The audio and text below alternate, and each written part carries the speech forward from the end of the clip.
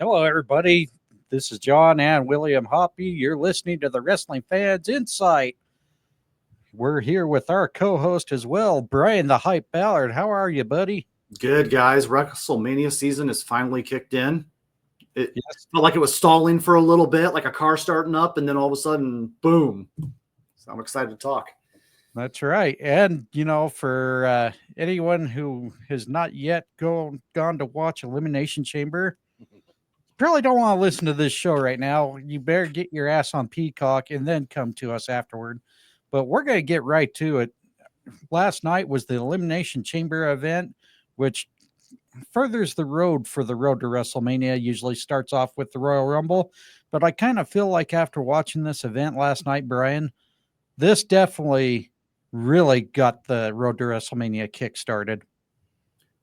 Yeah, and I myself, Royal Rumble, I really had to take some time to reflect a lot on coming out of Rumble because I was like, man, it doesn't feel like WrestleMania, right? And it just didn't feel like it for weeks. And I was like, I don't want to be negative. I'm gonna wait. Let's see where this goes. And I was hoping for that spirit of Christmas to kick in, right? That spirit of WrestleMania. And last night I got what I needed, and I feel like really good about the next month or so of programming. William, last night, I know you had a late night last night, but uh, your how did you feel this premium live event went?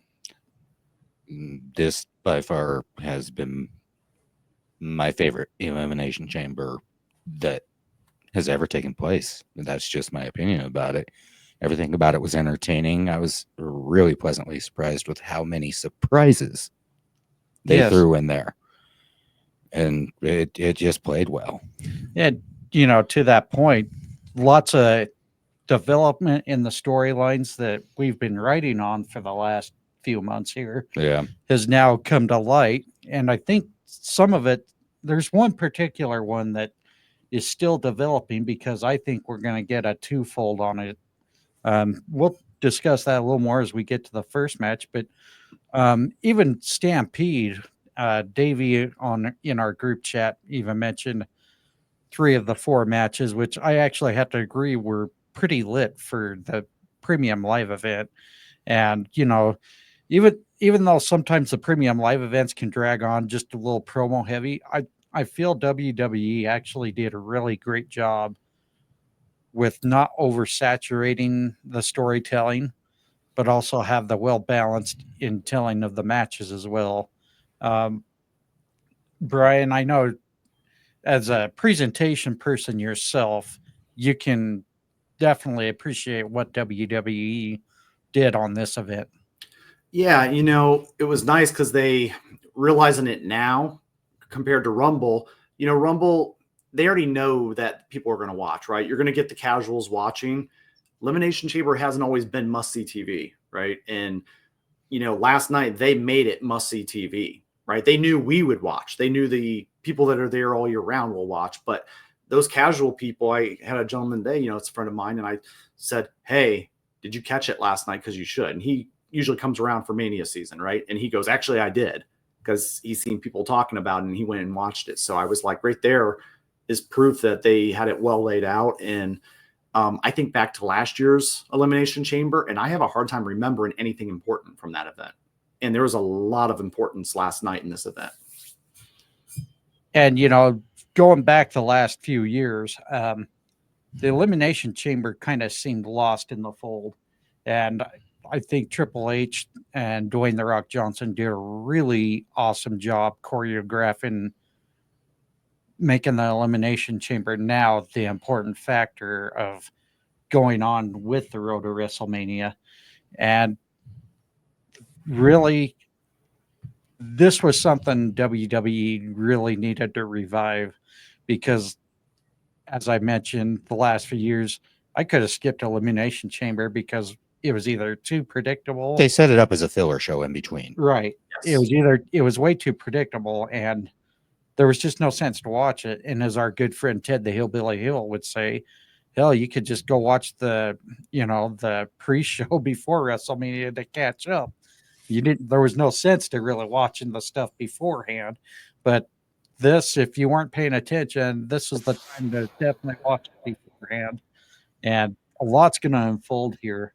So, without any further ado, let's go ahead and get right into the card itself.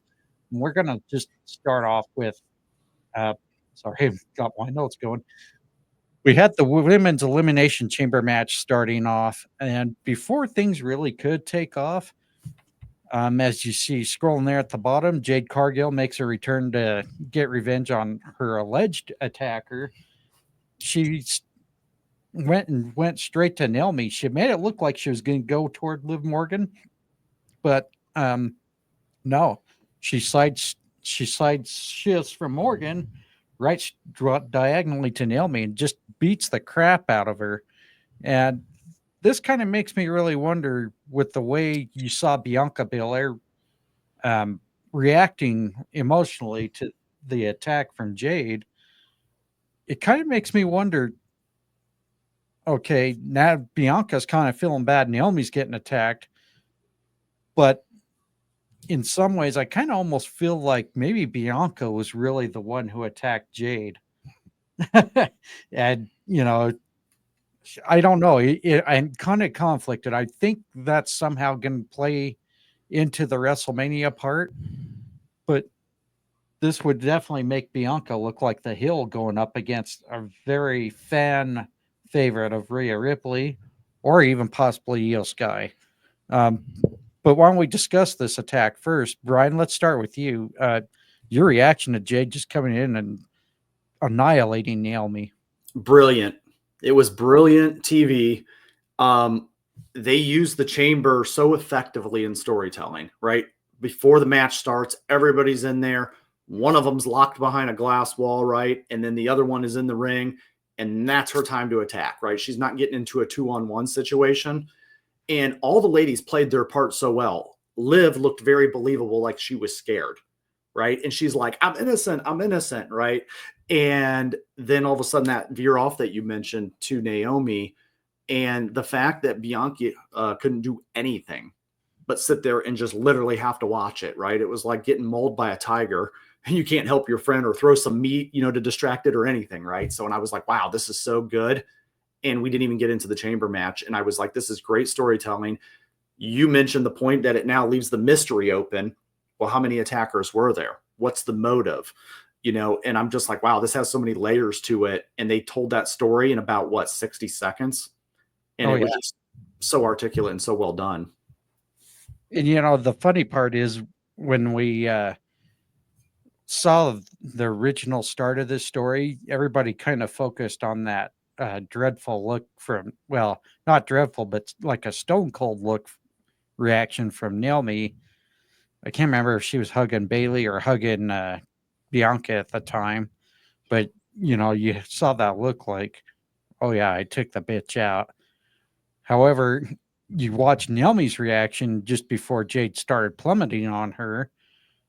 It's almost in a way saying, well, wait a minute, maybe Naomi wasn't the attacker, which half the internet was saying should be, and the other half saying Jade was more than likely the attacker.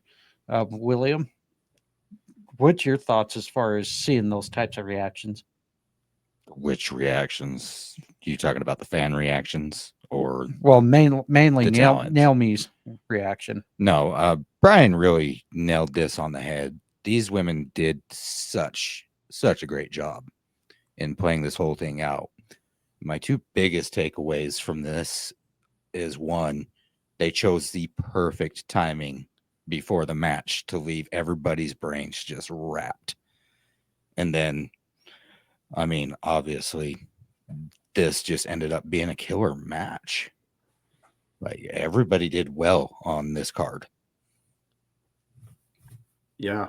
The other thing it did that it was very sneaky about is it made this match a lot faster than a typical chamber match, because they eliminated Naomi immediately, and it does take down some time from the match, which I thought was very sneaky by the programming of WWE to fit in other things in the program they wanted later without really calling to it. It was very into the story, and I love that. And the fact that and this is where I say kind of a double take on, or a double plot here, plot twist. Yeah, Bianca couldn't do anything because she was locked in the cage, but it took out her other friend, which she didn't have to compete against. So, I mean, you look at that, it's like maybe this was Bianca's plan all along, was to maybe set Naomi up to get attacked. So it would be her time to shine and get that main event spot at WrestleMania. I was really happy with the fact that they did this for Jade, because that was kind of falling flat on its face before being, on the injured list. And it really just kind of helps her story. She's going to come back. She's going to get a revenge. And by the way, can I say how good Jade looked when she came in and just kicked ass?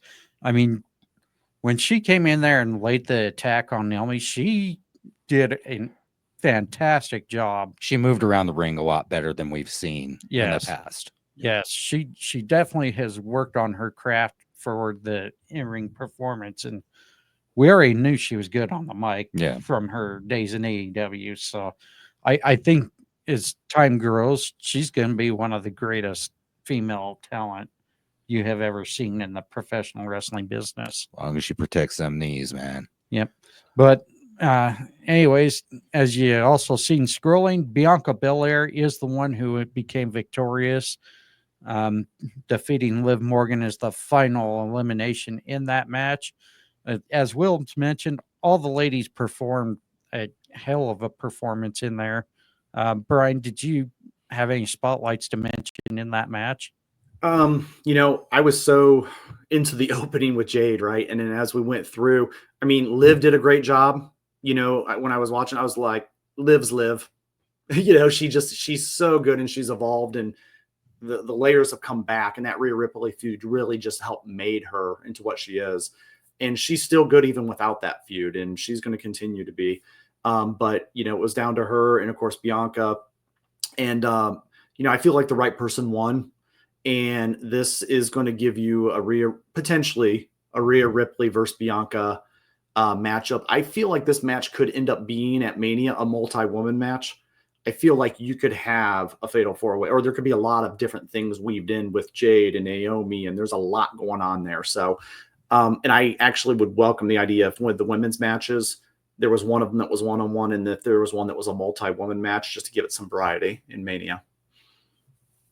Why don't we also talk about the performance of Roxanne Perez in that match? She killed. Being her first Elimination Chamber match. Yep. And I loved the reaction she had when she first entered the Elimination Chamber. Her eyes got big, like, oh shit, what the hell did I get myself into? Because I can understand how that would be so overwhelming as a performer, stepping into that 2-mile chain. Stepped into a gulag. Oh, that 2-mile chain, contraption. You're like, oh shit, did I come into more than what I bargained for? But I thought she did a fantastic job being her first time in there. I thought Bailey did a really good job trying to help guide some things in that ring. Bianca definitely really great with her acting on emotions of Jade attacking Naomi. But I liked the ominous of the Alexa Bliss. So Alexa Bliss, she came in there and, unfortunately got a surprise roll up from Liv to be eliminated using Bianca's hair to help keep that leverage to pin her. That was brilliant. That was actually, and this is where Triple H has mentioned many a times that Liv is definitely one of the best women performers right now as far as the current talent is. And she's getting better and better as she moves on. Sorry, Bryan, were you going to say something? Yeah, kind of on that note, well, for the record, yes, very impressed with Roxanne. And I have been critical of her in the past, so I do want to say she had a good match. Also, it was nice to see Liv and Alexa Bliss kind of go at it a little bit, because in my mind, I've always viewed those two as very similar. And so it was kind of nice to see a mirror image a little bit and they both showcase well. And do you think that you're definitely going to see something going on between those two after that roll up? That actually makes a lot of sense. Yeah. I didn't until you just brought that point up, and I was like, yeah, we almost got like the preview for the movie last night. So that's a good, very good point.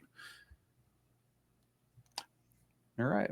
Well, we move on to the second match of the night. And this is kind of weird because you wouldn't think they'd get all the women done in the first half of the evening, but they definitely did. This was definitely not my favorite match of the night. I felt like it was a little cluttery.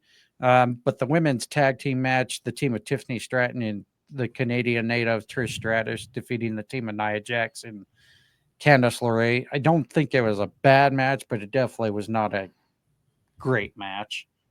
No, I don't think this match really belonged unless they had, Charlotte come out afterwards and just decimate Stratton. Well, and I don't think they're going to go to that point because Charlotte's already proven herself as a figure that can pretty much take anybody at any time. She doesn't really need to resort to those tactics. Definitely doesn't look at Tiffany like a threat, but you should also not go to sleep on Tiffany either.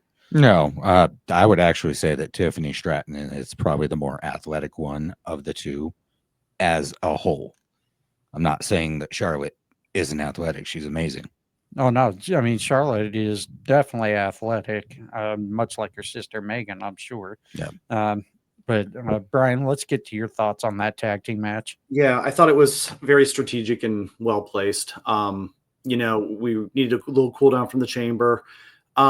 This is all about putting Tiffany Stratton over, which putting her with Trish in Canada, you can't ask for a bigger pop for your champion going against Charlotte Flair. And the WWE is being very strategic in trying to build Tiffany up equal to Charlotte, right?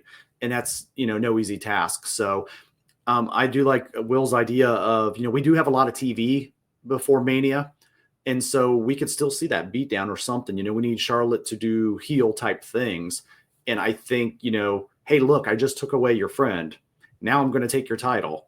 I own the WWE, right? Like I'm a Flair. Like she has a lot of time to really build into that. So I could, I wouldn't, discard that because it could be up on upcoming program. Because we got to make Charlotte evil again, right? So, and right now all she did was kind of win a Royal Rumble.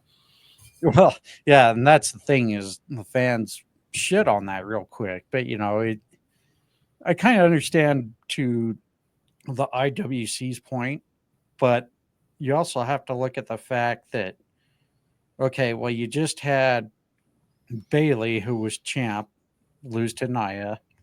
Nia lose to Tiffany. But as far as anybody on the SmackDown roster, I mean, you take Charlotte out of the equation, who else would you have put there in that spot? I mean, really, you didn't have anybody else. Mm-hmm. That's the big problem. That's where I think WWE's problem is with when it comes to booking Charlotte is Charlotte comes in for like the transition or the save, but she's only like the band-aid for that. You know what I mean?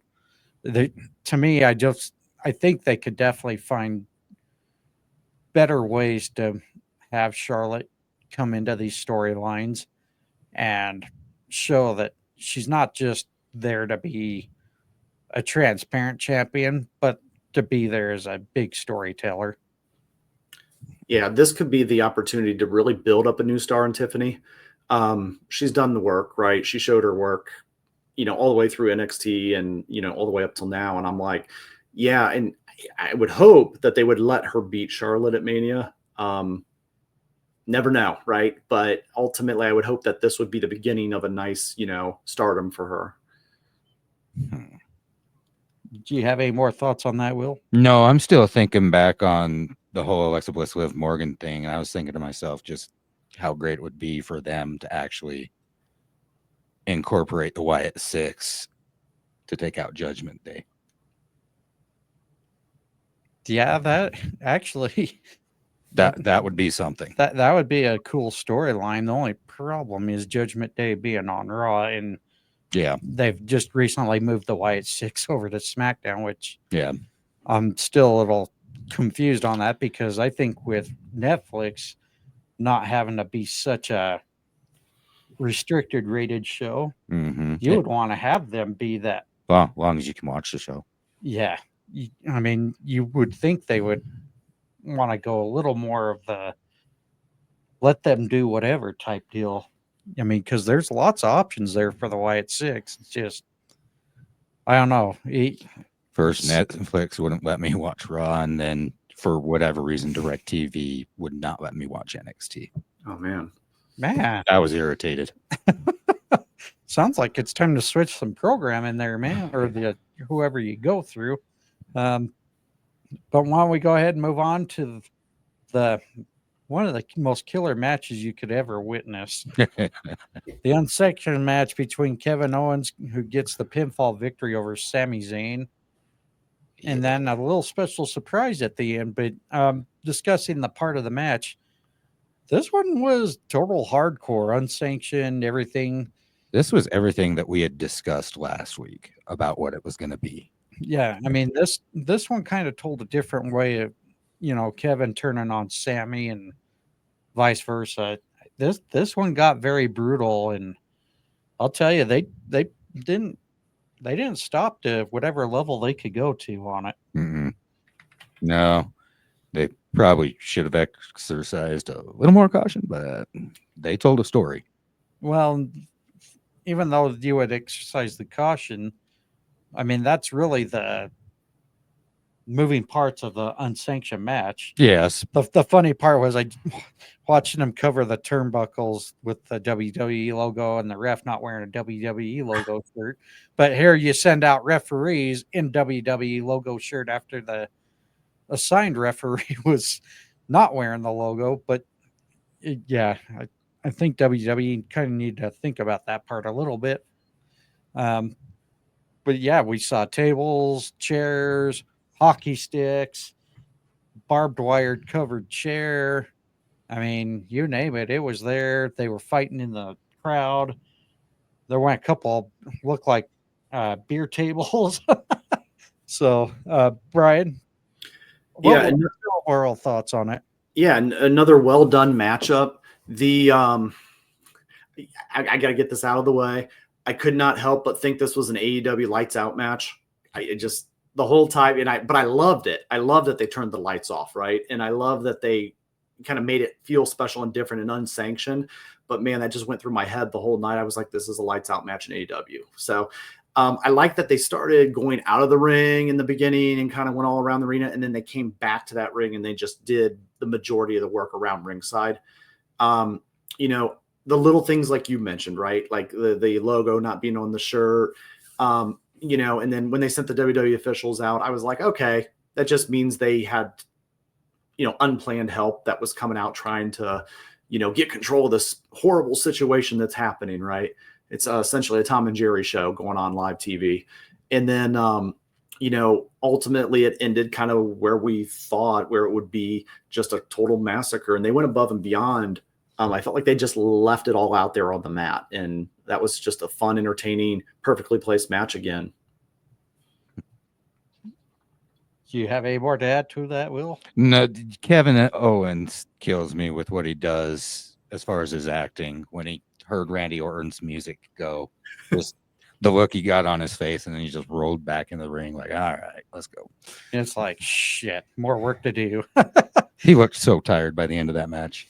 The only thing I really didn't like, though, was they really should just let Randy find a way to get that punt to the head. But, it was funny because the one thing I have to give Wade Barrett a lot of credit on is pointing out, you waited to use discretion now to save Kevin Owens, but not earlier. I mean, I love the fact that Wade Barrett has come a long way to being broadcast on the broadcast booth.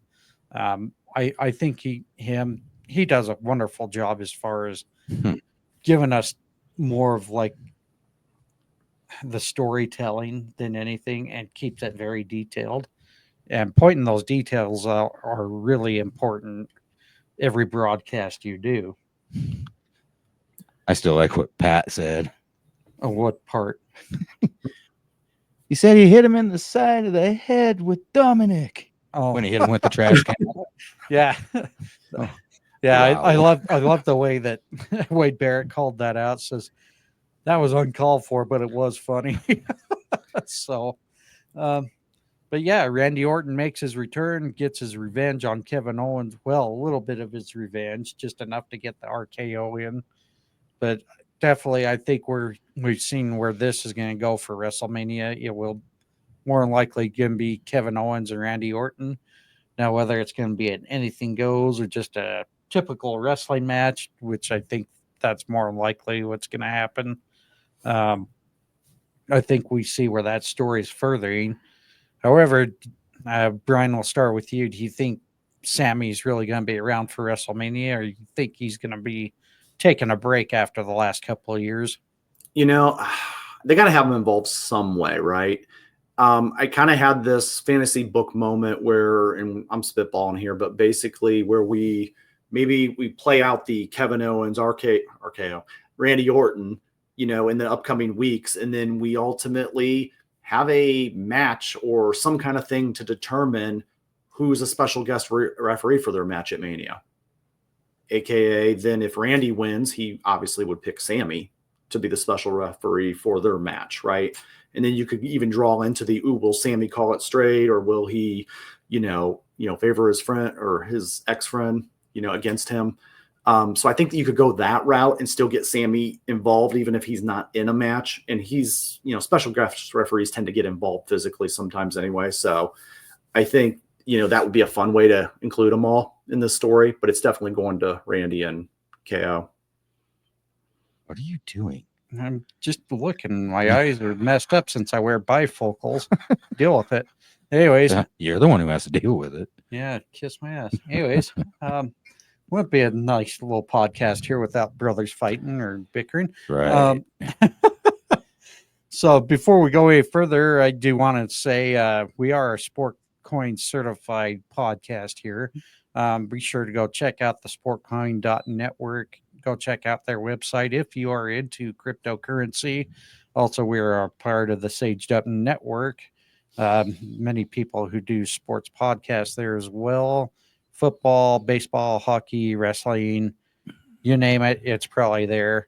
We're also part of the Fans of Pro Wrestling Network. Be sure to go check out our website there at the fansofprowrestling.com. You'll see our most featured recent streams, such as this. Also, a few from Brian's Tap Out Talk there. But you'll also check out our X Spaces there that's done by Carlos and Stampede. Be sure to go check them out on the X app every once in a while as you can. They tend to do it usually on Mondays and Wednesdays. However, this Wednesday, Carlos will be out as he is going to be live in person over at AEW Dynamite, and I will be filling in this Wednesday for him. So I will be making a hosting appearance after over a year on the X Space app. So be sure to check out my account there at wfincitepod. Why don't we go ahead and promote our X apps or X usernames?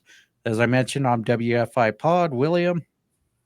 At William 8 or at William Hoppe 8. Are you trying to end the show already? No, I'm just trying to kind of give us a little break there.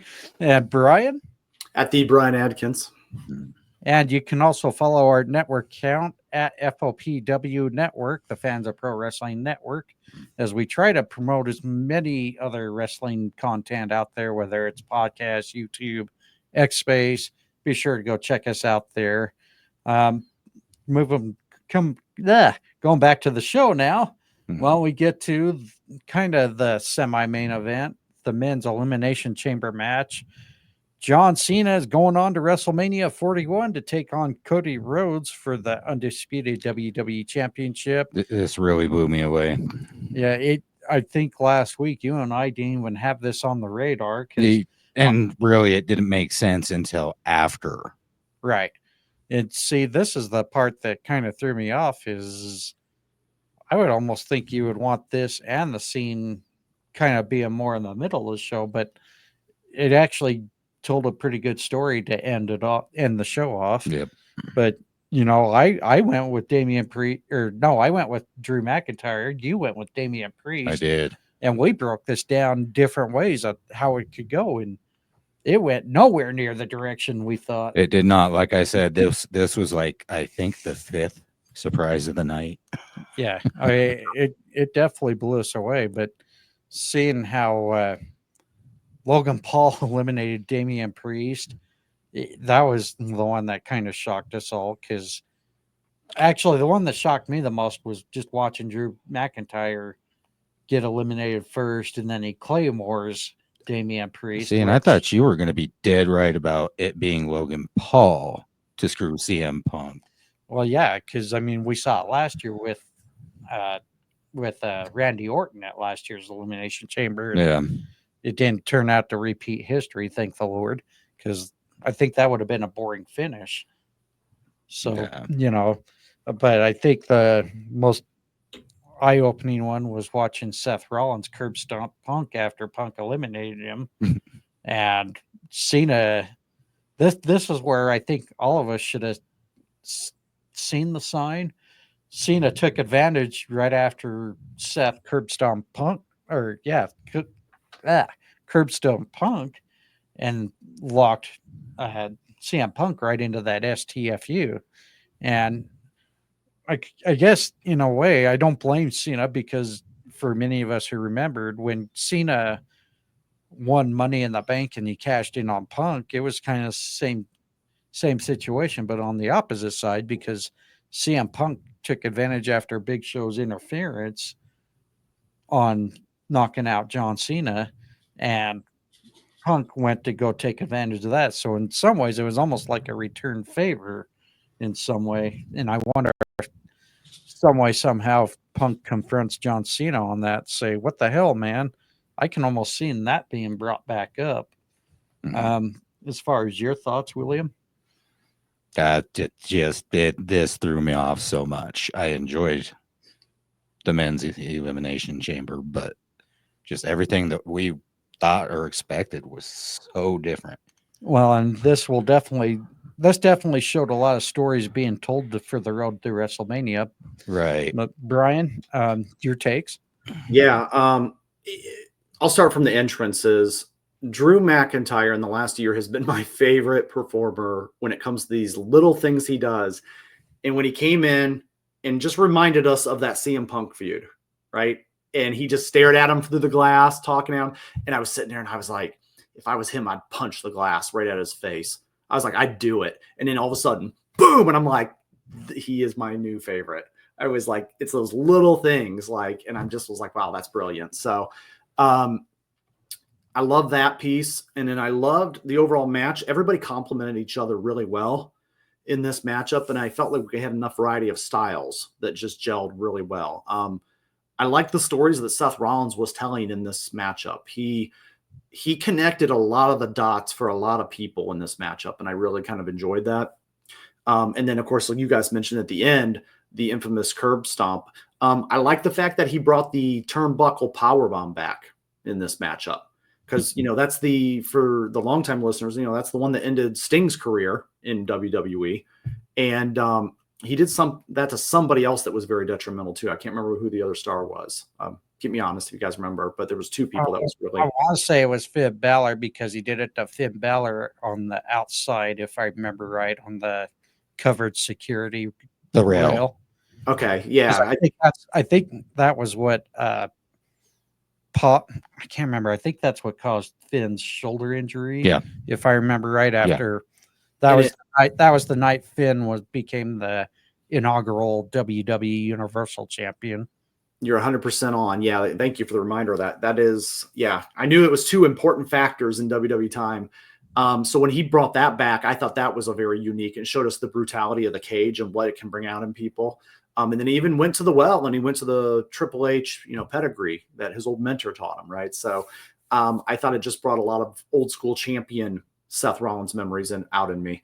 And then the end, of course, was Cena. I didn't blame Cena for taking the pin. Punk he's the guy that would have done that to you. So, and Cena's already showed his desperation by losing the Rumble just barely.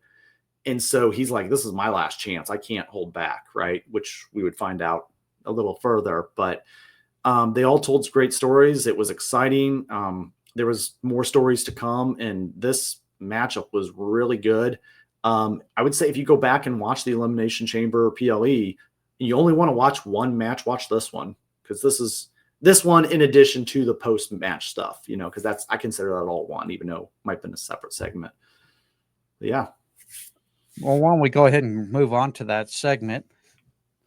This was kind of the shocker of all shockers, because for those of us who remember all the angles back then, and we'll get a little more into that toward the next part of our shows, we'll kind of get more into some of the stuff from the post show.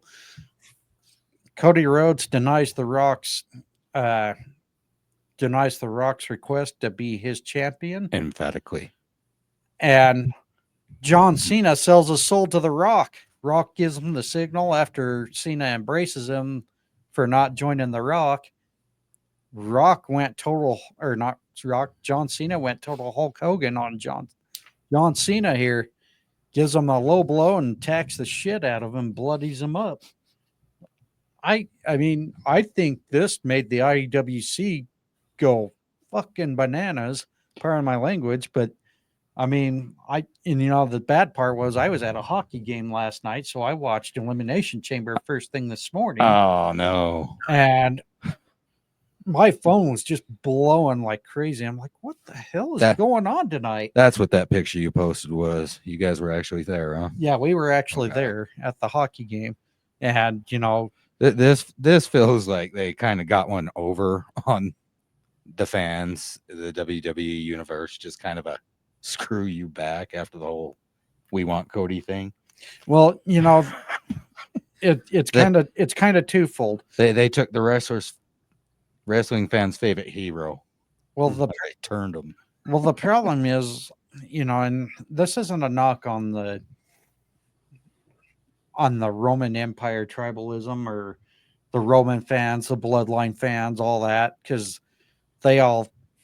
obviously they're not Cody fans. They think Cody was a dull champion. I'm always going to beg to differ on that. I think you're just upset for the fact that Roman was 4 years champion and it ended. Sorry, it happened. But eventually stories do need to kind of change here. And eventually people need a break from a long run like that. Yeah. I mean, the thing of it is I don't think Cody's run's been bad. It's just you wanted to find something to be bad. It's typical IWC would do. But this was definitely something where I kept telling myself, why would you want to turn Cody heel when he's still in the top of the merchandise selling? You don't want to do that, because history be told, Stone Cold Steve Austin tried to do that and it backfired on him. And I think they didn't want to go that route to have it backfire on Cody. So what was the next best thing to do?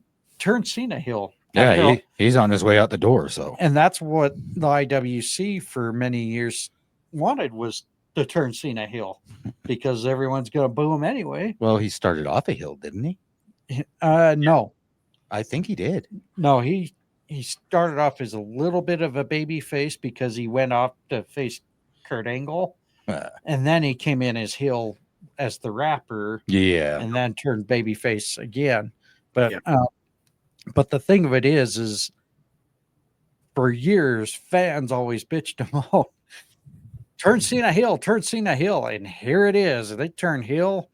But this is a much different fan base than 20 years ago, because we embraced the anti-hero in some ways. And now it's almost like the bloodline in some ways has a sense to be cheerful on this anti-hero, with John Cena selling his soul to the Rock. Bryan, I mean, there's a lot to tell here. I mean, you go back in the days where, the Horsemen turned on Dusty Rhodes. Mm-hmm. Hogan turned on WCW. I felt like we kind of got those two angles re-celebrated in one here. Yeah, they tapped into the nostalgia for the old school fans a little bit. I also, I did believe, and my pick was, that John Cena would win this, just because of the mere fact WrestleMania, Las Vegas, Cena and Rhodes is the biggest marketed match that you can have, right? And even in the casual fan, when they see the name Rhodes, you know, they're thinking immediately Dusty, and then they're like, oh, it's his son, right? And then Cena sells himself. And so I honestly just thought it was going to end up being a kind of a face versus face match, you know, a little bit like Warrior Hogan in WrestleMania 6, where, you know, you didn't know what side to pick. And so I was kind of thought it would be like a passing of the torch type thing. But the big question is can John break Flair's record and win 17 titles, right? And they just added a whole new spin on it. And it's very interesting to me because for the longest time, John didn't want to be heel ever because of his Make-A-Wish work, you know, from what I've heard, you know, and, you know, because I believe I heard a story a long time ago where him and Vince kind of went back and forth, and Vince wanted him to do it. And then I guess John said, well, you know, I really like the Make-A-Wish thing and, you know, with the kids. And I guess Vince just said, no, you're going to use sick kids now I got to agree with you, you know? And so it kind of squashed any little heel. But I mean, yeah, it's going to be interesting for the next year. It's going to be interesting to see if this works. It's kind of genius in this fact that it makes it believable that he could, with some extra shenanigans, right, maybe get his 17th title. And does Cody's story end right there as champion, or is Cody able to persevere against another almost unbeatable opponent, right? So that would be 2 WrestleManias, well, 3 in a row, because he did Roman the last 2 years, right? And he didn't overcome Roman the first, then he overcome them that big mountain last year. This is almost another big mountain for Cody to climb and achieve. And I could see the WWE giving that to him, right? And saying, hey, Cody, you just overcame all these great accolades a few years in a row. And I mean, maybe it's the final boss time next year for Cody, or maybe it's SummerSlam, or, you know, so there's so many ways to go with it. You could go with Cody ending it, or you could go with Cody keeping it. Do you want to add any more to that? No. Okay. Yeah. I mean, you've made a lot of great points there. And again, like I said, it's amazing how much this has blown up the world. I think this, if you were to rate it between Hogan turning on WCW or Cena going heel, which would you say was probably the biggest shocker between the two? For me, I'm trying to take the freshness out of it because it's so easy to jump to this, right? For me, it was the Hogan one because it was so unthinkable. And maybe it was because I was younger and more naive, but I was like, well, who's the third man? Who's the third man, right? And it just threw me off. And then all of a sudden, my mind was blown. And it turned into a whole other world of the NWO. We don't know where this is going to turn into yet. So I'm going to say Hogan's for now. But I do want to see what comes out of it. And we could get something even bigger than we don't realize. Yeah. What do you guys think on it? I think this definitely turned the IWC community upside down, and it's going to give them a lot to talk about for probably the remainder of this year until Cena retires, and even longer. However, it's going to be interesting if there is somebody that does somehow make it to. If John Cena does get 17, it'll be interesting if he is around to shake the hand of whoever it is that makes number 18. And I don't know. I think that's going to be quite some time the way the wrestling storytelling goes these days. Because anymore, you see a lot of your talent getting in at their later age because they're going through developmental and all that. Sorry to call it developmental, folks, but it is what it is. So if that does happen, I really hope to see Cena is there to shake that hand. But now that we've gotten through a lot of this, can I add one more point? Yeah, go ahead. I would be interested for any of our younger viewers out there. For us, like Hulk Hogan was the childhood guy, right? And so I'd be interested to see if this had that same impact for those younger audiences where John Cena was their childhood hero. And is that equal to the Hogan turn in that sense? Because it's their hero, right? It it wasn't really our childhood hero. And so I would be interested if you guys want to leave it in the comments below, if anybody's listening, definitely do that. But I would be curious to see what the younger audience thinks of that. And also, again, don't be afraid to even come to us in our DMs or check us out on the X app. Again, why don't we go ahead and give our aliases out? I'm at wfincitepod, and over at the Fans of Pro Wrestling Network, FOPW Network. William's not on there much, but you can catch him, William Hoppe 8 and Bryan. I'll respond in a month. And that's not a laughing matter. That's probably really true. Yeah. And Bryan, your X handle again? Yep, at the Bryan Adkins, and definitely throw it out there to any of us or even our network we have over there. Yep. And why don't we get more into the post show, because I found 4 questions a little bit something worth talking about. Well, some of them were actually questions, and I had to say this post show definitely had a lot better questions than what we've seen in the past, because sometimes I think the questions that get asked are a little bit out of bounds.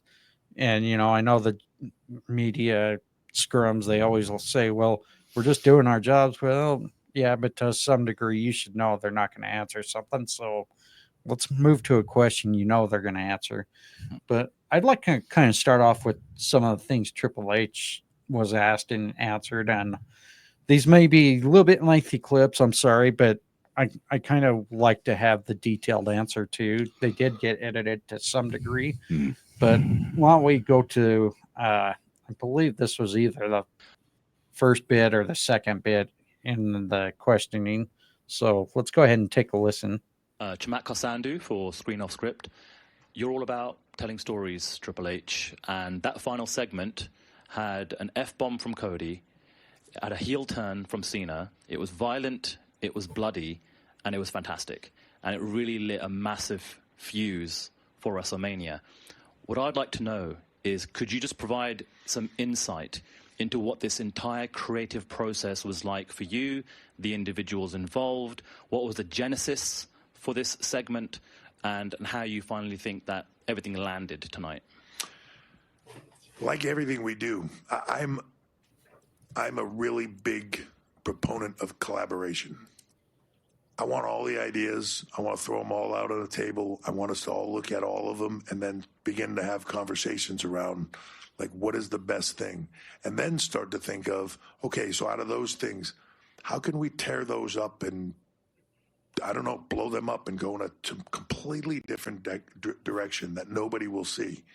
It's hard sometimes to think of what nobody sees because nobody sees it, right? Like, and that includes you when you're doing it. And it's, at some point in time, little germs of ideas come in, and what if, oh my God, what if, right? And it just begins to percolate.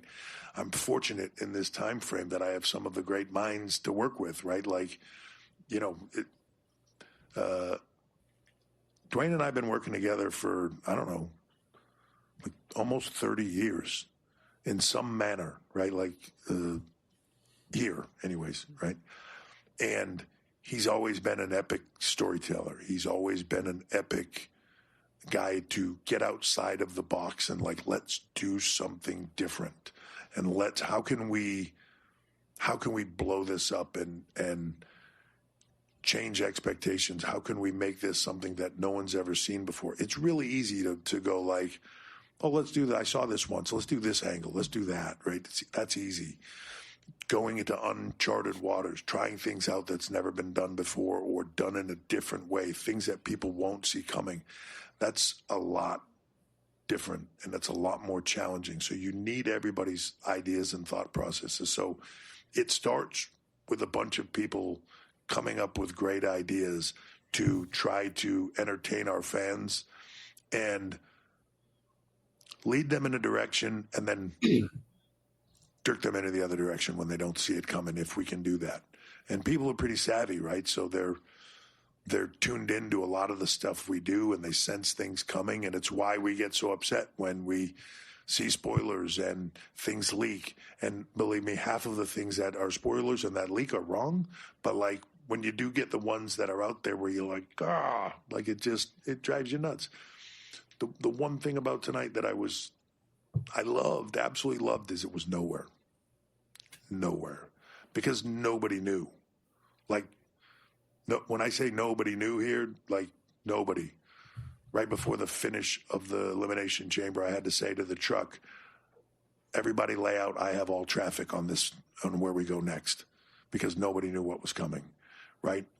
It was very, very tight circle of people, because we're just trying to entertain people and doing it in a way that is amazing and next level and things they don't see coming. And just, I hate when people go to see the movie and then they have to tell everybody that they know what the finish of that movie is. Like, just let me watch it. Don't tell me. Like, I don't, geez, so where does it start? It starts with a group of people that just love this. It's in Rock's blood. He doesn't manufacture those goosebumps when he comes out. That's him. And I really loved the way Hunter answered that question. Paul Levesque, for those who don't know Hunter's real name. Bryan, your reaction to Hunter's answering on that? Yeah, and thank you for pulling those recordings, because I know that's a lot of work. So shout out to John there. But or if you did some of that too, that's shout out to you. But he's like, nope, not me. So man, Triple H, he's good, isn't he? Like, yeah, he knows how to answer a question. And the reporter, member of the press, they were asking a question that was very storyline based, and he gave them a process based answer, which is perfectly fine, right? Because that's why people watch these, media conferences, because they want to see behind the curtain a little, and we live in that age. And I felt like we got a peek behind the curtain. I feel like he definitely showed, when something is super important, he's going to work very hard to keep that, close to the chest. And it's really, and I'm going to use the cliche here, it is best for business, because there was so much we've gotten reaction wise. And the way he answered that question, but he gave us a little bit of the process, but he wasn't telling you, well, I told only this person. That way, all those informers don't have to go harassing that one person, right? So, and they're not going to get it out of Triple H. So he's very good. I think, this showed that how well prepared they were for this event and how well prepared they are going into Mania, which, they always take Mania serious. And I'm always impressed whenever I hear answers like that. And he did a good job. William? Nothing? What? Your thoughts on Triple H's answer? I think you guys pretty much already covered it. He's basically the assassin of making sure that everything's kept professional. So I've never really had a problem with the way he talks. I mean, how many years did he go before he actually had a mess up on a mic? Yeah. One, I thought it was a great question asked, but two, the way he put it out there, I think as fans today who were not fans like during our time frame, Yeah, it's okay. There was it's okay to say 4 decades ago. There was no internet. There was just basically pro wrestling magazines, and those were printed usually every quarter. Yep. I mean, those were your dirt sheets back then, and that's if they were a dirt sheet. It was more telling the stories or the wrestler's life story or whatnot. But like Hunter mentioned, it was nice to not have something out there leaked. Nobody knew, not even inside knew. And I really think that's what we need to get back to in the wrestling business, is not having any type of leak out there. Don't show the trick before you perform the magic. That's always probably one of the biggest things that will ruin anything that you love to enjoy to watch. Hunter's got another question here, and it was involving more of Cena's heel turn. Again, another lengthy clip, sorry, but let's go ahead and listen to this. Emily May, Sportscaster Wrestling. Hi, Emily. Hi. So we saw obviously this intense attack right now, and you touched on it a little bit, but do you agree that this was the right moment for John Cena to do this and attack Cody Rhodes? I believe that John Cena has been in this business and has been the focal point of this business, dedicated his life to it, put his body on the line to a point that he has earned the right to do it whenever he wants to do it. I believed wholeheartedly a month ago or whatever it was when he said at the Royal Rumble, like, screw that. I'm going to do what's best for business now. And I've changed my mind now. What's best for business for me is winning the WWE Championship. What's best for business is me main event WrestleMania. And he's running out of time to do that because John is one of the few people that I believe when he says, I am going to retire when this is over and you're not going to see me in the ring again. Will he be a part of WWE? Yes, he always will be. This is his home. Hell, he built half of this, right, in my mind. But he's earned that right to do it when he wants to do it, to go after what he wants to go after in whatever way he sees fit to do it. For a while, people were throwing out on air a lot, the greatest of all time, right? John Cena, until I believe John Cena asked us to stop calling him the greatest of all time. But it's really easy to make the argument that he is. And I, watching that, again, I was watching it tonight with my headset on at a monitor thinking, holy shit, greatest things I've ever seen. And I cannot wait to see where it goes now, because even though we're creating it, I'll be honest, I don't know what the hell he's going to do as a heel, right? I don't know. If you flip back a year before Rock turned, I don't think anybody would have seen this final boss character and what we're doing with it. So the variables here are incredible. Where we can go with this is unlimited. And when you have people as good as Cody, as good as The Rock, as good as Cena, and you mix that all together, it's limitless. So, even though I'm part of that, I can't wait to see where it goes. I really mean that. There's a part of me as a fan that is just in awe of it right now. And, funny, Brian, we were talking about this before we started recording. I thought it was kind of funny because I know it's kind of the weird thing to focus on. Even on the replay, you could hear Cody dropping the F-bomb as mentioned in the question to Hunter, but they managed to edit out Hunter saying the word shit. For one, I think that's kind of like, okay, you're defeating the purpose here. Just roll with it for one. But two, John Cena going heel, like we mentioned earlier, I feel Hunter was right in saying John Cena has earned that right to do what he's wanted. In all these years where fans, again, mentioned the call for him to turn heel, he never turned heel, as you mentioned, because of his Make-A-Wish. But to finish his career as a heel, being his decision, I do feel he has earned that right. And with Cody not turning heel, I think this kind of keeps it in tradition of your typical storyline. You got a face versus a heel for the important prize at WrestleMania. Your thoughts to Hunter's answer on this? Yeah.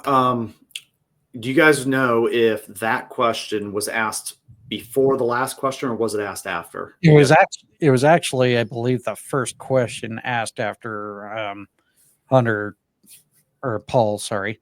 Yeah. After Paul made his initial monologue to the general media audience there. Okay.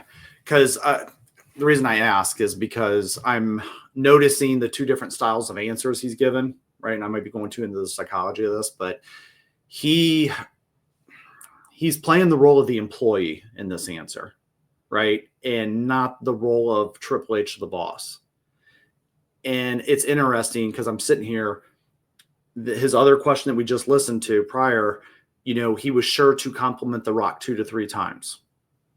Compliment, AKA the corporate boss, right? So he's playing like the employee role. And then in this answer, he's saying, oh, well, I don't know. And he's giving him a very safe answer of, I trust that, their work is good, right? And it's interesting because it's planting a little seed that he works for them, which could even go further of why John was Cody and them were uncensored during the Rock segment, right?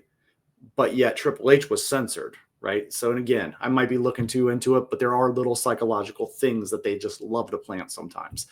And this kind of goes into something I was going to talk about on my next show was, could we be getting an underlying story here of Triple H versus The Rock, which I'll talk about that at some point. But, I feel like they're just planting little seeds and leading us along. And I felt like this answer from Triple H was a way to kind of start the conference out with, well, I'm the employee. You've seen the boss out in the ring just doing boss work, but without actually saying that because he can't come across weak to us, right? He's Triple H. So it's about to be a Hall of Famer too. So that is just kind of my observation in that. What do you guys think?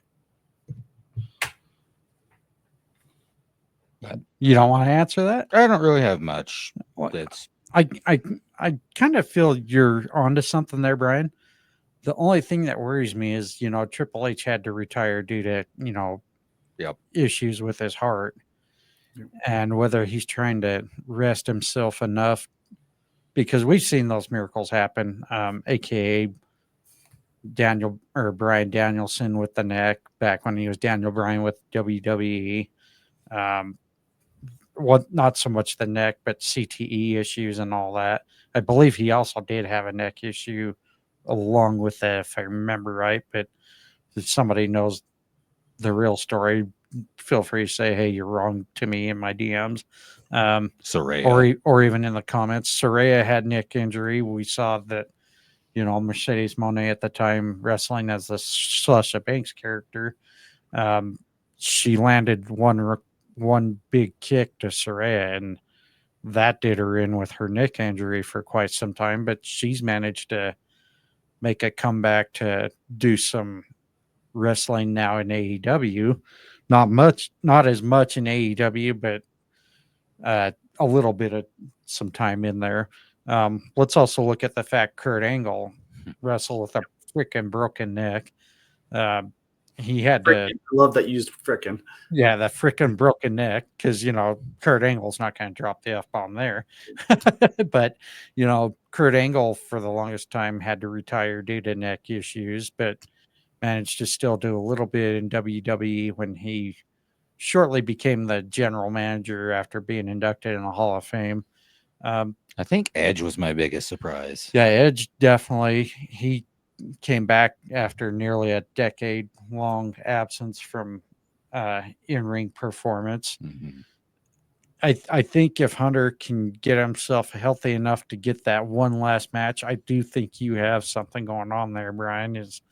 I do think possibly we could see where the storyline, like you mentioned, Hunter was answering as the employee, but not his character.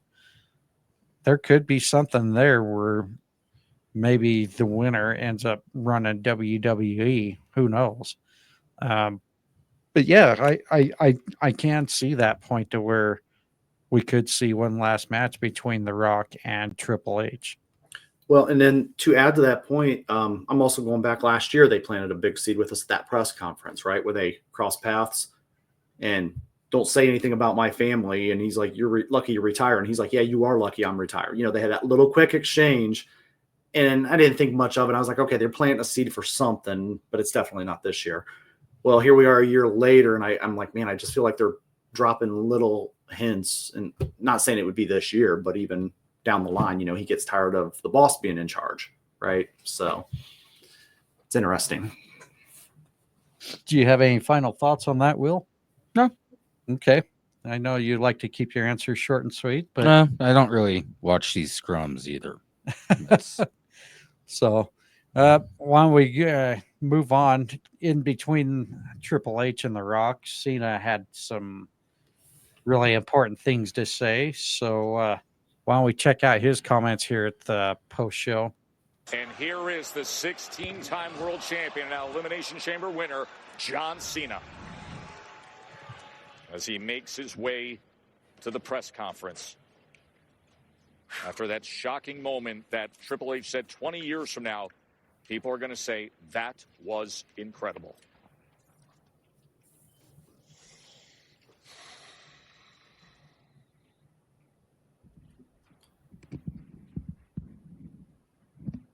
The narrator sounds like Madison Square Garden, just saying.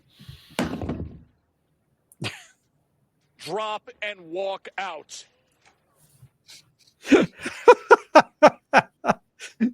I love the fact that Cena was quick and to the point, grab the mic off the stand, drop it, out.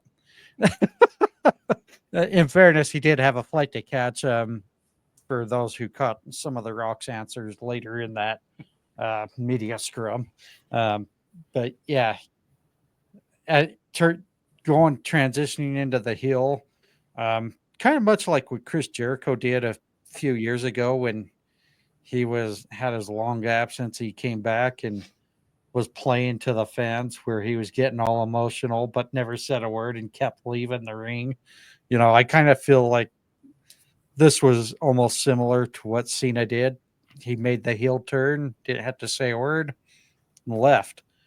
It's kind of like you couldn't see him now or then, but now you can see him. Mm-hmm. William, I know you didn't watch it, but did you want to add anything to that before we go to Bryan? I don't think there's anything to add to a mic drop from one of the greatest wrestlers ever. Okay. Well, Bryan, your reaction to this. Yeah, long answer here. I love that they didn't give us anything there, right? Very simple, very effective. And I almost wouldn't even have him on Raw this week. I'd almost make the fans like stew a little bit about it and let it marinate for about a week. And then, you know, like, I don't need to talk to you. I don't need to give you an explanation. I gave you X amount of years, you know, like I gave you blood, sweat, and tears. Like I just rhymed. I didn't mean to, but ultimately I think that would be even more effective. Less is more. And I think that's one of those situations. Indeed. All right. Well, we're going to now turn to some of the questions answered by The Rock. And again, I can't remember if these were in the right order. I just kind of went by what I felt we should bring up. So here we go. Hey, it's Adrian Hernandez of Unlikely Dwayne. We are 49 days away from WrestleMania. And as you said, this was a historic night and what an incredible moment to close out the show. You have a message to the fans on what to expect on this road to WrestleMania. I do. I think the fans can expect the unpredictable. I think they can expect exciting storylines to unfold. And I also want to encourage the fans, whether they're hardcore fans or not hardcore fans who just enjoy the product, take your time, take a breath. It's all going to unfold. It's okay.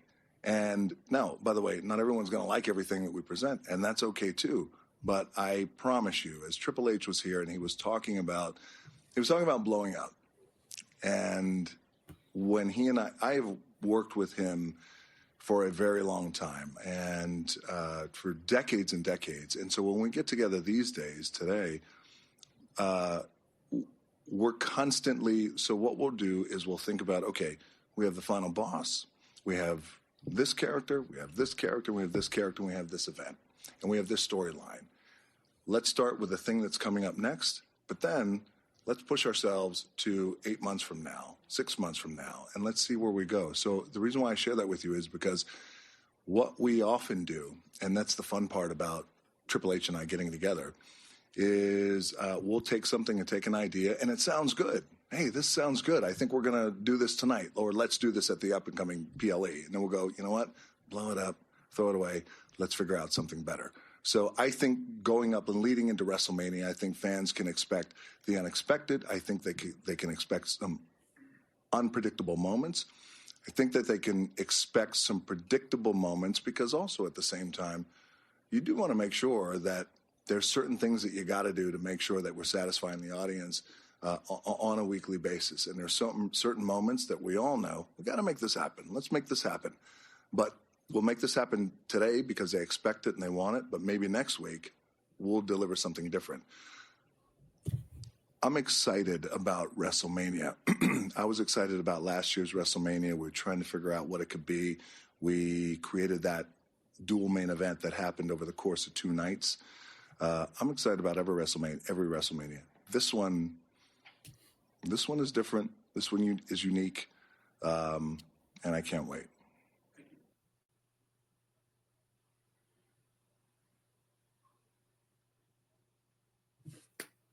I guess it would help if I unmute my mic. Sorry, folks.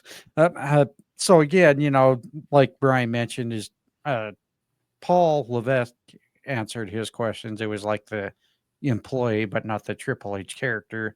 The Rock, similar here, answering as like an employee or running the show, not in his typical character fashion.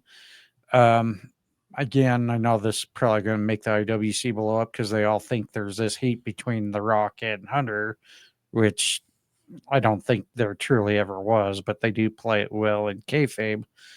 But on the business side of things, they definitely have the same goal in mind. It's where to push the WWE as far as keeping the fans engaged and doing things a little more differently than what the typical cliche things that would normally get done in any event. But as far as the unpredictability, like The Rock has mentioned, I thought we got that out of the Royal Rumble. Bryan, you and I discussed that before we went on air, even before your interview with Layla.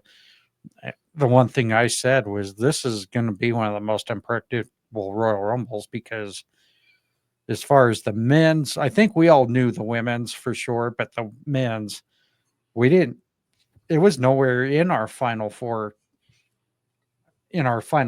picks as far as who was going to win, and it was surprising even for William. But as far as The Rock saying they're working on making things a little more unpredictable, I feel they're slowly working that in very well. What's your reaction to that? Yeah, the way he took this interview, he closed out the conference, didn't he? The press conference? Yes. Isn't that usually the Triple H spot? No, normally it is. And, Yeah. because, your trolling tweet last month, saying, I got this prediction. Triple H is going to announce that they have the largest gate, the biggest draw, and all that in Royal Rumble history. Yep. We didn't have that in this scrum, so he's listening, right? So. Yeah. So to your point, there you go. But yeah, the way he answered as the employee, the way he answered behind it, right? Like, oh, well, we meet and we work on this, but I'm not there day to day. I check in around Mania and I'm always excited for Mania. It's almost like I don't have time to check in all the time, but good people run this, and it's almost like he just owns the place, right? And so ultimately him closing it out, he definitely knew what he wanted to say and he knew what points he really wanted to just get across, and I don't think it would matter what question they would have asked him. I think he probably would have just stayed with that narrative. It is interesting because, like you mentioned, we got Jey Uso. I don't care. Nobody predicted that. Okay. Like, I don't care if people think they did or, and maybe you're 1 in a million, right? But not to interrupt you, but I mean, Jey Uso had his shot many times, whether it was the Undisputed Championship or the World Heavyweight Championship. Who would have called Jey Uso winning that? No, at all. And this is something I plan on talking about as well is, I come to realize that's why I took a little bit of a time off because I was like, wow, what are they doing? This doesn't feel like WrestleMania. This doesn't feel special, right? And then I kind of reflected on that and I really had to do some deep dive. And I was like, what is the plan this year? Last night obviously turned the page for me, but I realized something in the last 24 hours. Last night was for us long-term fans, right? It's for us people that have watched the business year in, year out, day in, day out, right? Royal Rumble was about building the younger star. And I realized this when I had a colleague tell me they work with a person, and their little boy's the biggest Jey Uso fan. And I was like, interesting. And they're like, Jey Uso is so strong with the little kid demographic. And he loves doing the eating and he loves the big glasses. And I was like, ooh, they're trying to do the John Cena thing. And they're trying to get that next generation. And, we're so detached from that, right? Like, I know I am. And it's like, wow, you know what? I don't think about who the next generation is and who's going to get the kids involved. And, the TikToking, eating Jey Uso, I mean, it is marketable, right? And I was like, okay, I see what they're doing. And like, I was kind of, man, I still am a little leery of where they're going with it. Just because, I mean, I don't know, it's not the way I would have went, but obviously I'm here and they're there, and they know kind of the direction they want to go. And obviously Jay's been with the company a long time, so I mean, I can respect the fact that they want to reward that. I think a lot of us just didn't like the build towards it, but I'm trying to put myself in a perspective of a 5-year-old, and I'm like, man, I got to go way back, and say, what was it like to be that little kid? What did I like? I like bright colors. I like, the Hulk Hogan bright yellow, and, the Warrior had bright colors. And so I'm like, man, maybe they're onto something. We don't realize it, but it might not come to fruition until 8 years later.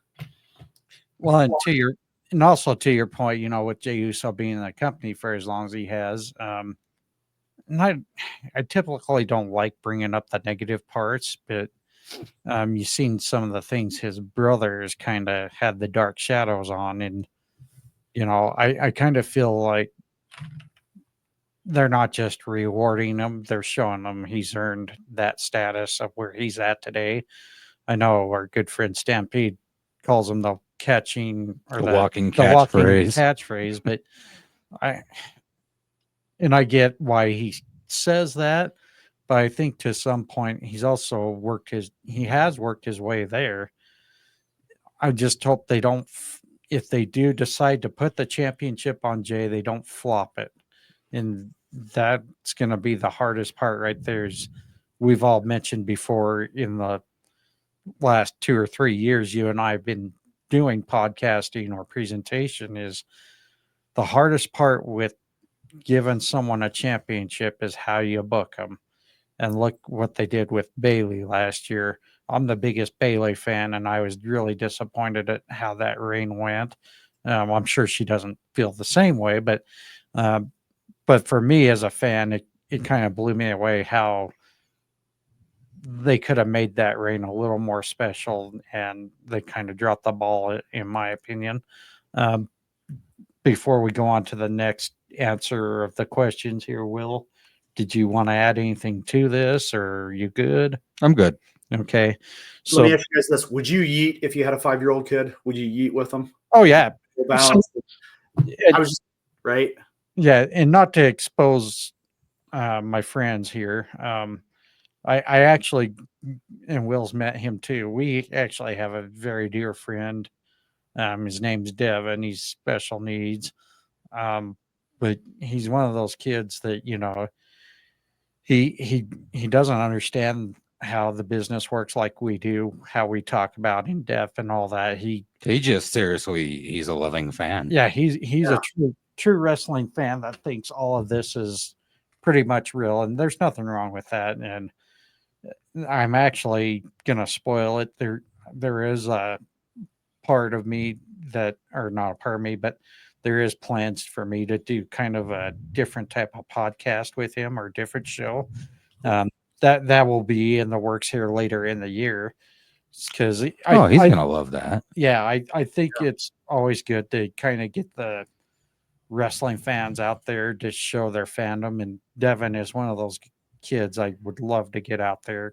He might have been the best part of us enjoying that cruise. Yeah, the Chris Jericho cruise. He had such a ball watching how excited he was to see talent everywhere and anywhere on that ship. He was just like a kid at Christmas. And it's things like that I enjoy, especially being in an IWC, is where as long as people are enjoying their fandom, that's what brings me to joy to watch this, and to also kind of further try to get myself out there to talk with other wrestling fans too.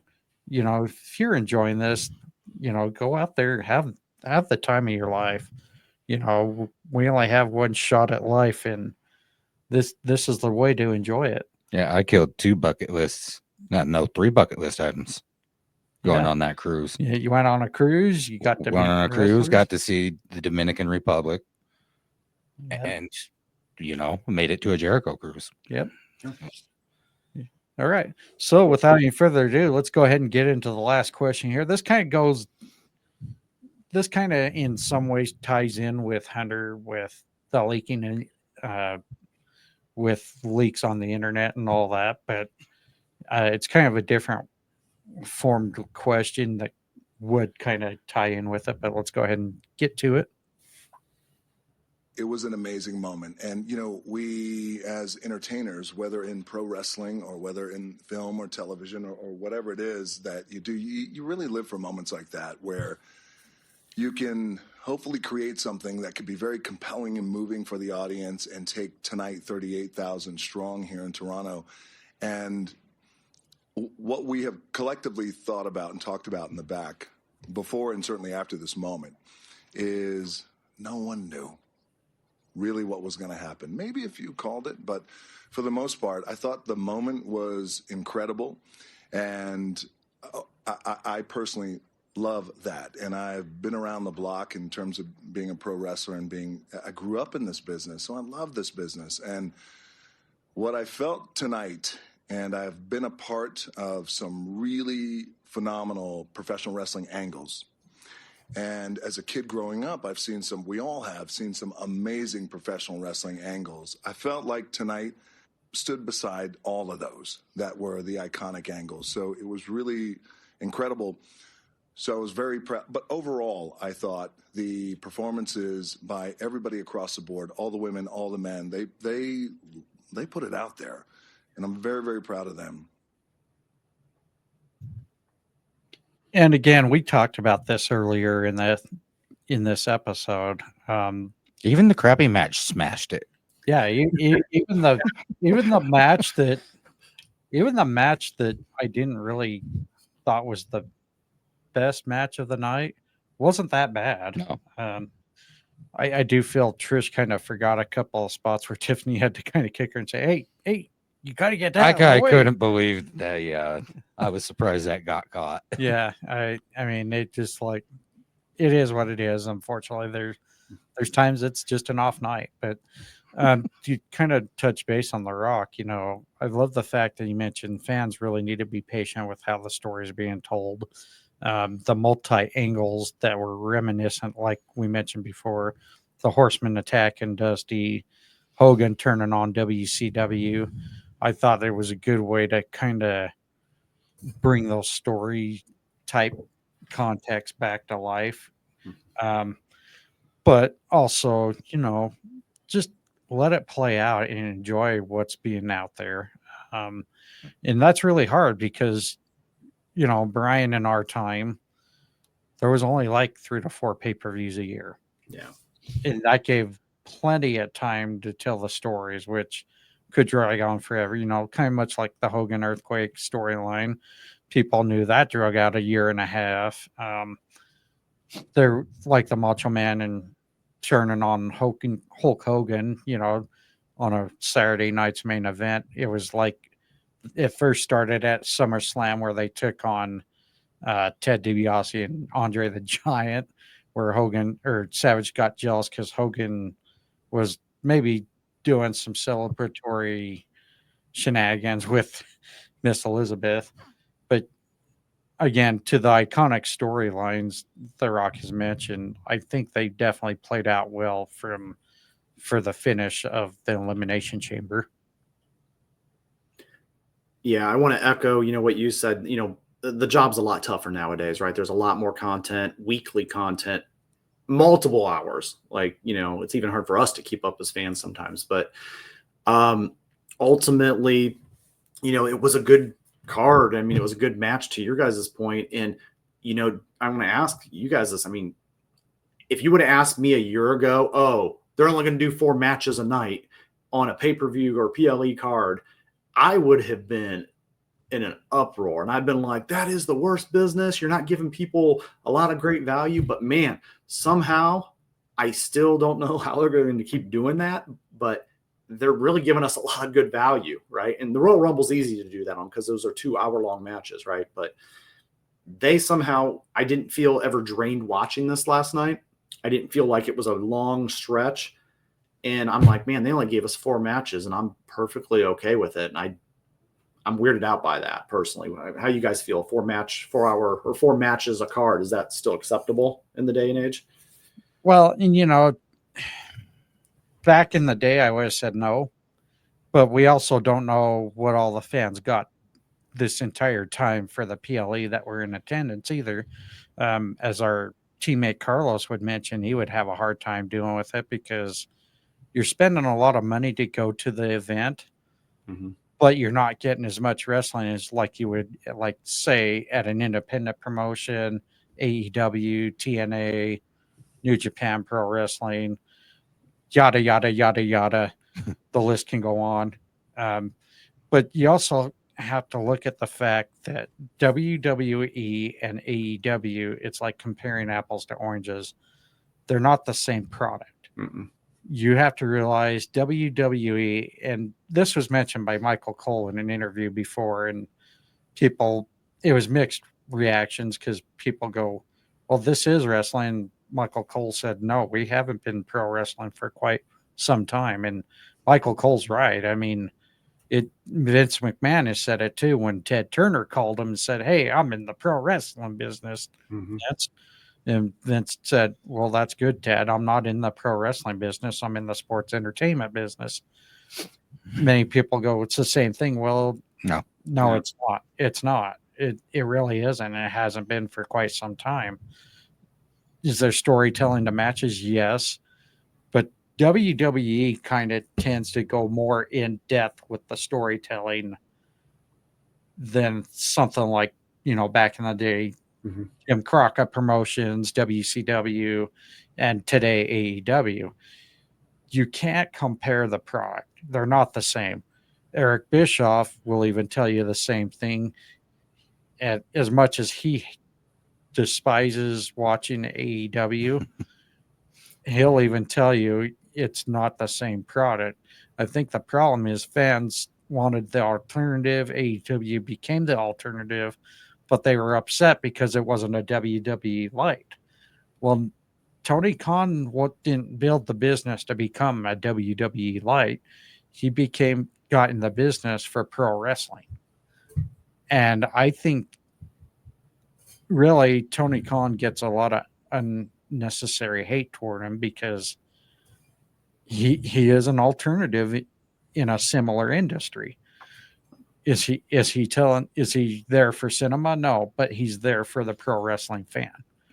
And guys like us who enjoy both products, we kind of take a step back and look at it that way.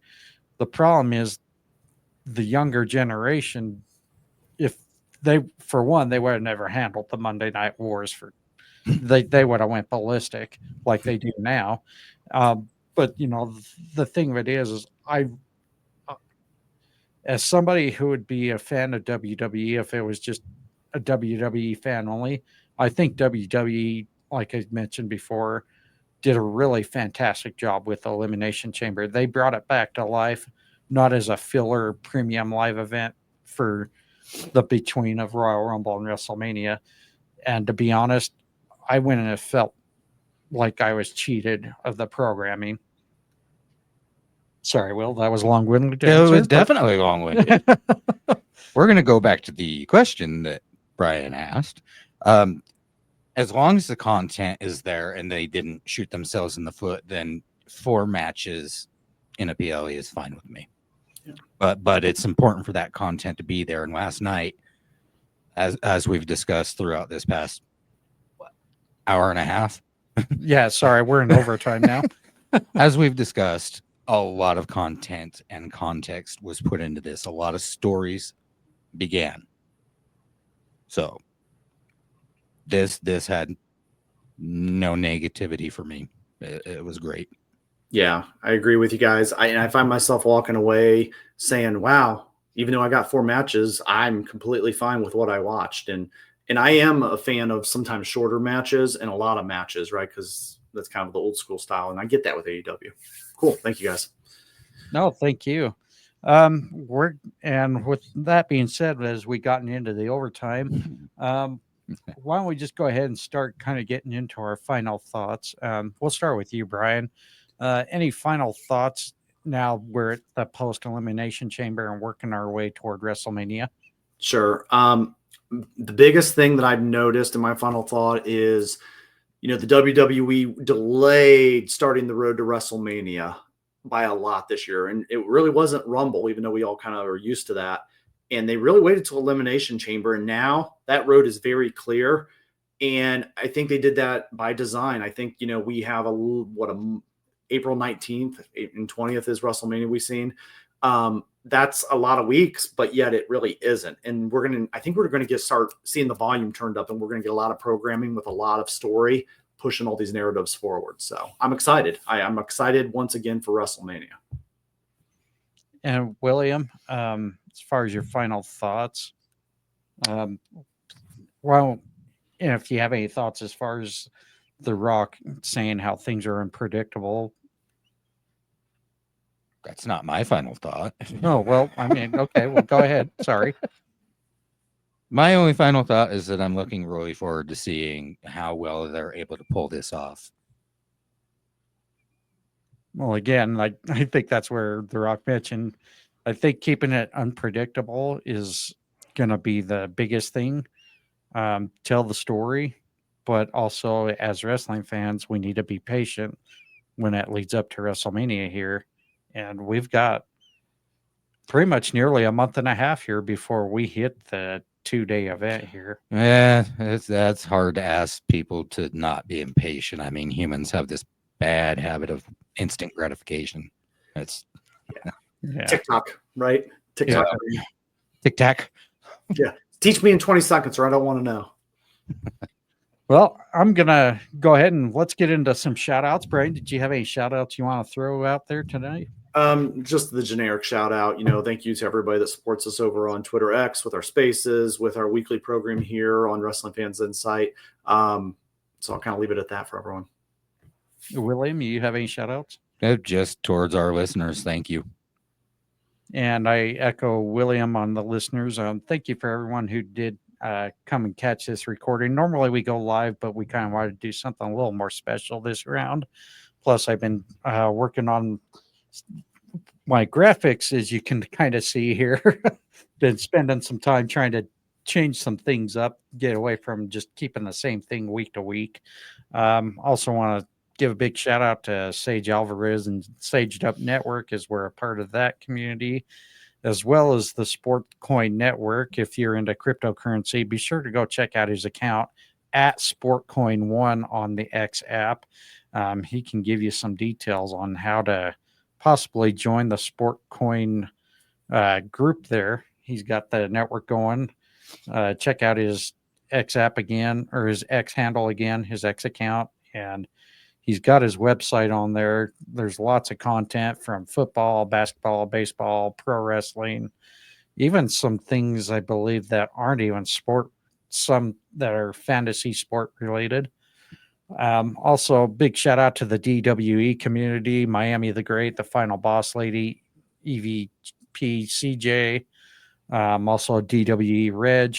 Thank you for always coming into our community and promoting our shows and X Spaces as well.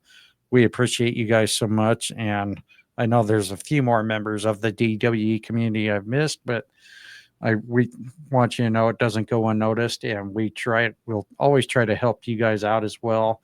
Also, big shout out to a few of our fellow podcasters, Fan in the Van, Two Dudes Sports News, the Steel and Teal Talk, the 1420 Sports Bar Podcast, Visit Vegas Places with Coil, Also, Aaron with totally, Get it I out. can never get his damn podcast right. Aaron over at Brutally Honest Sports, Nate's Daily Wager Wire. And even though they haven't done an episode in quite some time, today we laughed and learned with Chris and Deb. Be sure to go check out their past recordings. I guarantee you will definitely be learning and you will be laughing. Also, to our good friend Austin Boyer, who does the Wrestling World on YouTube.